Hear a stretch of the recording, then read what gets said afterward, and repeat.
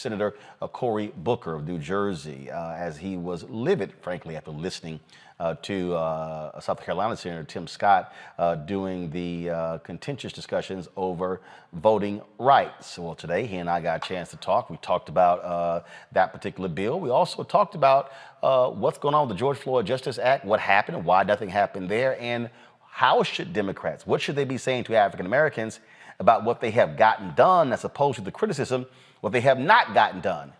Here's our conversation. All right, Senator Cory Booker, let's jump right into this thing. A lot of black people are frustrated. They're frustrated about Build Back Better. They're frustrated about the lack of voting bills. They're frustrated about the George Floyd Justice Act. We got midterm elections coming up, critical races, Florida, North Carolina, Wisconsin, Ohio, Kentucky, Pennsylvania. And others, what do you say to African Americans who are frustrated, who say, we went out and voted in 2020, gave Dems the majority, nothing to show for it? How do you respond to that? Well, two things. Let's get to the frustration in a moment, because I think that as African Americans, you always have to be demanding of this nation to fulfill its what I think is the vision for this country, which is to be a truly inclusive, multicultural democracy. But before we get to the frustrations, let's talk about why Biden has been, I've served now under 3 presidents. He's been one of the more extraordinary leaders when it comes to issues for the African American community. And I'll start with, as soon as Warnock was elected, he's a friend of mine. We reached out to the White House about the situation of black farmers in America. Boom. President Biden included that agenda in the American Recovery Plan, targeting the support to African-American farmers. We talked to him about environmental injustice, the #1 indicator in America of whether you're breathing dirty air, drinking dirty water, or surrounded by dirty soil is the color of your skin, unfortunately. And boom, Biden jumped on top of that and incorporated a tremendous investment in everything from getting lead pipes out of the ground to cleaning up our air with the asthma rates we have in our communities. When black businesses in our country were on the brink and they weren't getting the proportionate share of all of that bailout money for businesses because blacks didn't have the banking relationships, boom, we worked with the White House and he made sure that minority development institutions were getting billions of dollars to help black small businesses. We know that we have the worst rates of maternal mortality when it comes to giving in childbirth, and that black women are 4 times more likely to die in childbirth than white women. And boom, President Biden, Kamala Harris adopted some bills that Kamala Harris and I had written with some great House leaders back in the day into these this recovery bill to help to deal with that, to close that gap and really invest in black women's maternal health care. So the biggest one, of course, is the child tax credit. It's the biggest middle-class tax cut in the history of our country, in addition to cutting poverty for children dramatically, including cutting black child poverty for the year that we had that child tax credit in half. So we know this is a president on issues from supporting HBCUs, the Department of Education, all the way to helping black entrepreneurs and black businesses, that has amassed a record that you can't say this is a president who has not seen the black community, heard issues in our community, and found ways practically to invest and do something about it, including this infrastructure bill and making sure African Americans are getting a fair shot and a proportionate shot at business opportunities coming out of this White House. Now, the frustrations. Of course, as a guy who was negotiating the George Floyd bill with Republicans, we're disappointed we didn't get that over the line. We're not giving up. Number 2, voting rights. I was on the Senate floor battling for that bill. We came up short. We didn't get it done. Yeah, we played your whole speech. What's that? We played your whole speech on the show. Well, I appreciate that, man. So I understand the frustrations on the things we haven't gotten done. This guy's been in office 1 year. And in terms of resources for black businesses, resources for black healthcare, resources to cut black child poverty, he's amassed a really solid record of achievement for our communities. And when I call the White House, shoot, sometimes he calls me or invites me up to the Oval Office to talk about issues that are facing disadvantaged communities. So I'm proud of him. He's gone to bat for us. We haven't bat 1,000, but we're going to keep on fighting. So here's what I think is, so what you just laid out, that needs to literally be a template that is shared with your fellow senators, your House members, and frankly, the White House, because fundamentally it's a messaging problem. Look, look, yesterday on the show, I broke down, not granted, it was a 40-minute segment, but I broke down item by item the amount of money, the billions of dollars that have gone to HBCUs. Yeah. You got people who are, oh, they ain't done none of HBCUs. He promised all this stuff. Nothing has happened. And I'm walking through the numbers and I'm going school by school by school. So it's like, yo, you can't sit here and claim what was not happening. And people were like, damn, bro, we know all of this. And so this is also part of the deal. They've got to do a much better job of articulating to folks of this, because when you look at polling data, when I look at the people who are commenting during my show, when the people who are calling in, they're saying, well, these things are not happening because they're looking at the major bills, voting bills in the George Floyd Justice Act, and then say Black people haven't gotten anything. Like I still get people saying the Asians got a hate crime bill, and I keep saying, no, they didn't. It wasn't just for them. No. I'm like, is the name not even on it? What the hell are you talking about? So you've got massive misinformation that's also going on in the Black community. I cannot agree with you more. And I've had talks with major civil rights leaders about the same thing, about we have a record, but folks don't know about it. Look, if there was no HBCUs, there would be no me's. I'm here because we talked about this before it started. Fisk University, my mom, North Carolina Central, my dad, Arkansas, Pine Bluff, my grandmother, grandfather met there. So when I go and carry HBCU issues to the White House, they're with me, and sometimes they're ahead of me, because I don't know if anybody knew this, but we are the first African-American woman vice president who every single day is out there advocating, working for our agenda. And yeah, the press loves, not you, but the press loves to focus on the cynicism, on the negativity, on what hasn't been done. But we have not celebrated or had vehicles with which to celebrate the accomplishments that there are. I just was with the governor of my state, and we were talking about the money to clean up Superfund sites and to get lead pipes out of the ground. We have, everybody talked about Flint, Michigan. There are over 3,000 jurisdictions in America where children had more than twice the blood lead levels than Flint, Michigan had for those kids. And guess what? Most of them were Black and brown communities. And so this is a president that said once and for all, let's get everywhere in the country, let's replace these lead pipes. That's audacity. That is a guy that's getting it done and delivering for us. So Roland, I'm gonna be one of those people talking about this as long as I can. And when you're mad about the George Floyd bill not passing, if you're mad about the voting rights, please don't forget, we had 50 senators even on the voting rights. I know we have 2 that didn't want to overcome the filibuster, but the underlying bill, 50 senators were for it, 50 senators against it. Not one Republican, even though there's 16 Republicans still in the Senate that voted for it when it passed 98-0, the reauthorization. So let's direct our ire at the right targets here, because Joe Biden is aligning with our ambition. And I tell you what, I can tell you this personally. In my personal conversations with him, he remembers those dark days going into South Carolina in a primary before you started the Super Tuesday states all through the South. He knows that it was African-American voters that were particularly critical in the coalition he needed to get the nomination in the first place.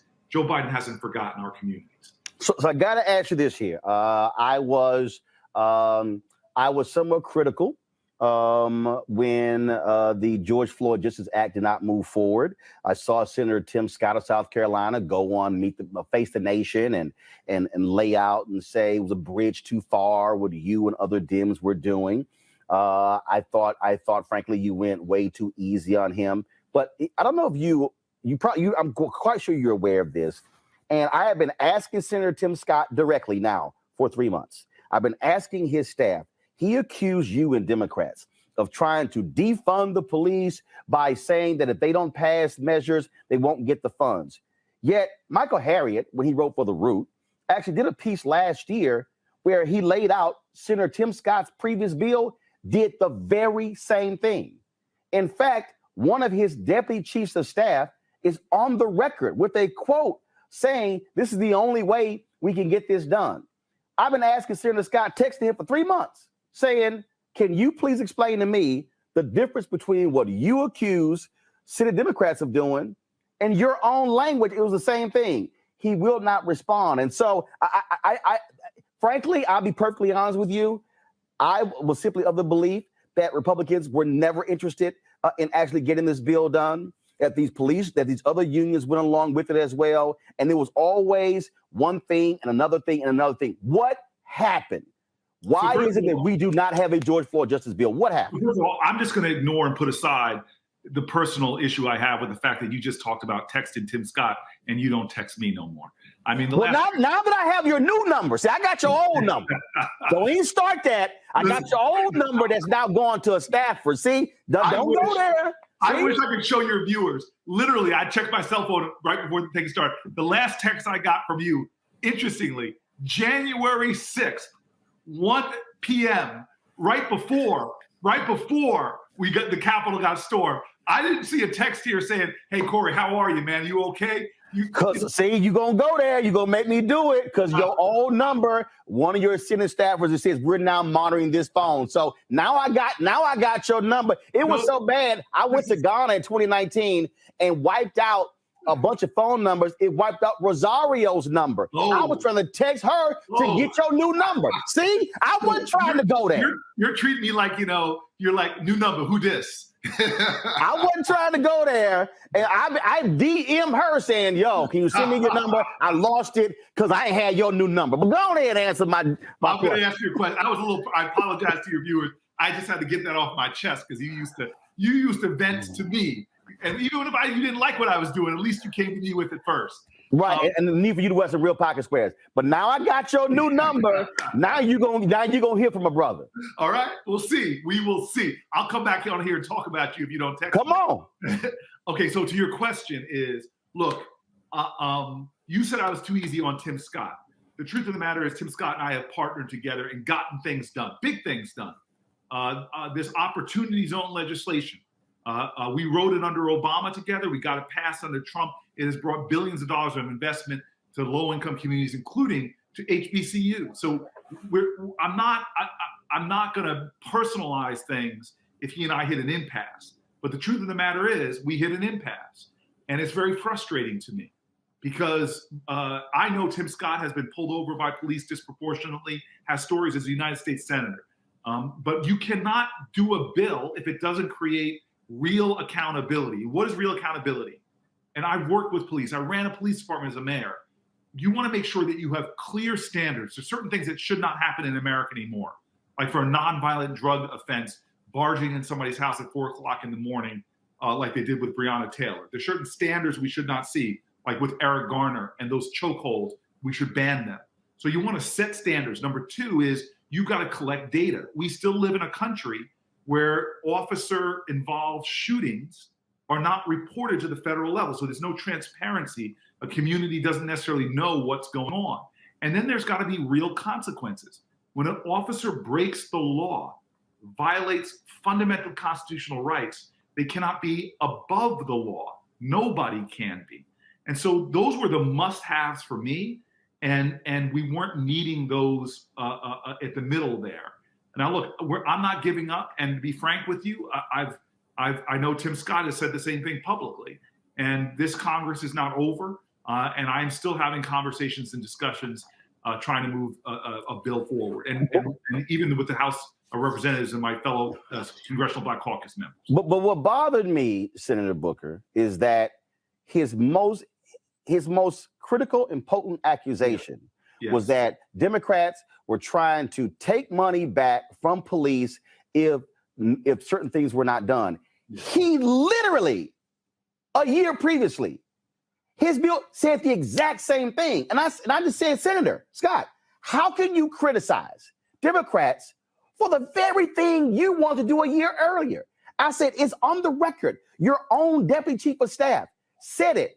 No response. Now, mind you, he was texting me back and forth. Read the bill. You will see where it says this. But when I asked him that question, all of a sudden, it's radio silence. I sent his staff. They would send me stuff back, read this, read that.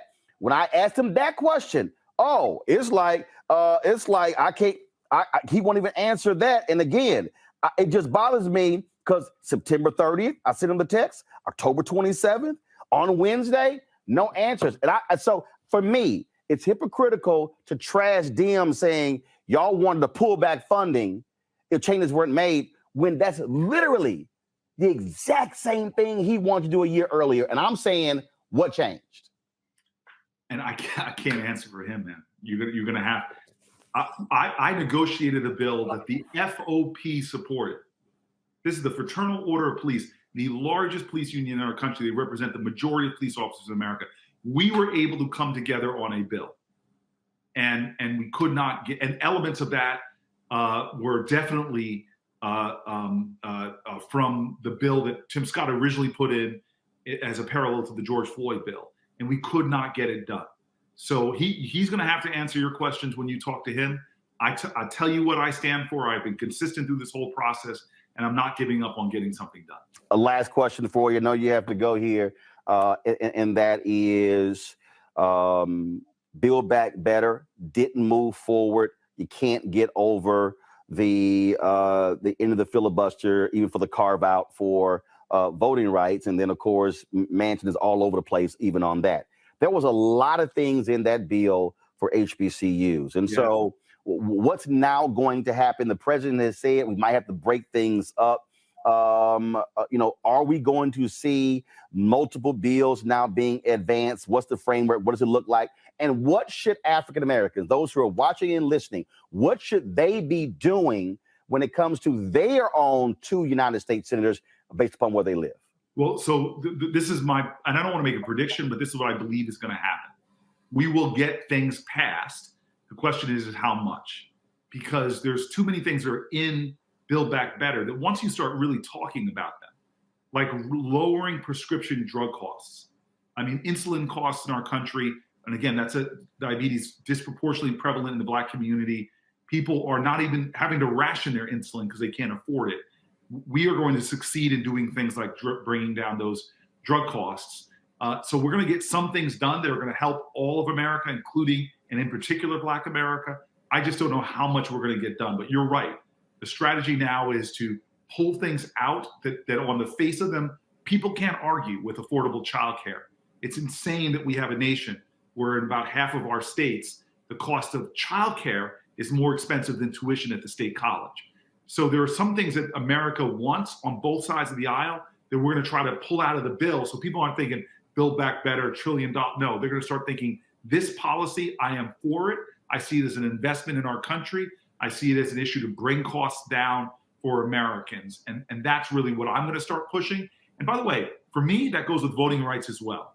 Okay, this big voting rights bill, let's start pulling segments out against gerrymandering, pulling segments out against discrimination against Native American voters, pulling things out that like dark money in our politics that, again, poll really well on both sides of the aisle and force Republicans to face their electorate and say, oh, I'm for big dark money. I didn't go with the Democrats on that piece of it. I think that's got to be the strategy going into this last year. All right, then. Look, I certainly appreciate it. Thank you so very much for joining us. Look, you're welcome to come back anytime. I'm just saying, it's crazy seeing Amy Klobuchar been on my show more times than you. But I ain't gonna say no, but not and her people called me saying, yo, can she come on? I've just been ghosting you because somewhere around the beginning of the year, you dropped me. Drop me, man. I ain't changed my number, but all I'm saying is text send me Rosario's number 2. Now I got your real number now. Now you can't be running from a brother. And so we'll see what happens. And so keep it up. Thanks a bunch, and we'll keep giving it hell. All right, man. Thank you. Thanks a lot. Take care. Peace. Bye. Don't try to throw no shade at me. I'm gonna come right back at you. Back to our Roland Martin unfiltered video in just one moment.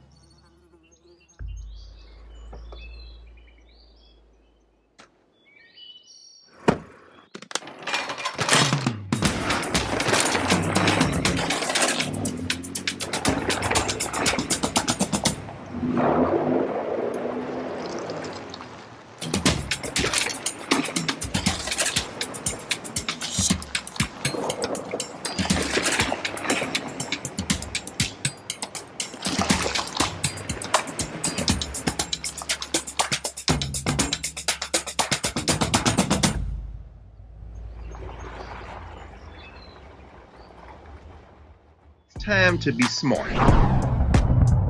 Roland Martin's doing this every day. Oh, no punches! Thank you, Roland Martin, for always giving voice to the issues. Look for Roland Martin in the whirlwind, to quote Marcus Garvey again. The video looks phenomenal, so I'm really excited to see it on my big screen. Support this man, Black Media. He makes sure that our stories are told. See, this difference between Black Star Network and Black-owned media and something like CNN. I got to defer to the brilliance of Dr. Carr and to the brilliance of the Black Star Network. I am rolling with Roland all the way. Honored to be on a show that you own. A black man owns the show. Folks, Black Star Network is here. I'm real revolutionary right now. Roland was amazing on there. Stay black. I love y'all. I can't commend you enough about this platform that you've created for us to be able to share who we are, what we're doing in the world, and the impact that we're having. Let's be smart. Bring your eyeballs home. You can't be Black-owned media and be scared. You dig?